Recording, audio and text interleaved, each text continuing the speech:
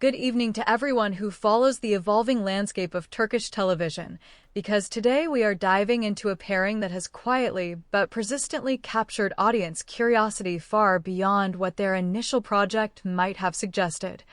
And that is the dynamic between Baris Baktas and Yagmur Yuksel, two actors whose rise has been shaped not only by their on-screen performances, but also by the unpredictable energy of audience interpretation. What makes their collaboration particularly interesting is not just the storyline they were part of, but how viewers began to project emotional continuity between fiction and reality, especially during the airing of Kan Sisekleri,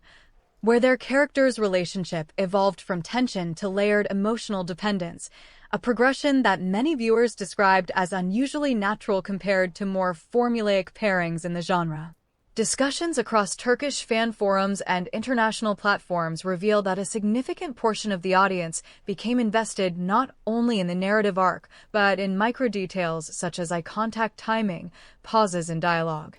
and even body language during scenes that were not necessarily written as romantic peaks, suggesting that the chemistry was being interpreted as something more organic than scripted. Interviews given during the height of the show's popularity added further ambiguity, as both actors maintained a professional stance while subtly acknowledging the intensity of viewer reactions, which only amplified speculation without confirming anything concrete. What complicates the narrative further is the production style of daily Turkish dramas, where actors spend extended periods filming under tight schedules,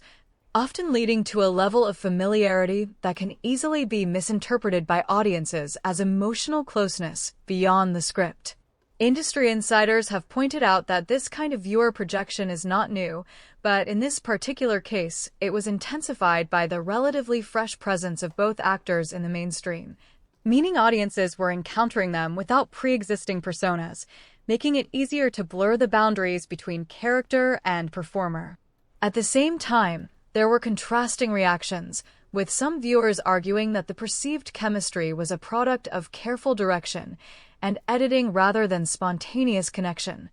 highlighting how audience interpretation can split into entirely different analytical frameworks even when observing the same material. As their careers continue to develop, the question remains whether this early association will define their trajectories or simply serve as a launching point toward more diversified roles that challenge the expectations formed during this period. So, as we close today's discussion, consider this carefully. Are audiences truly recognizing genuine on-screen chemistry, or are they subconsciously constructing narratives that actors themselves never intended to create?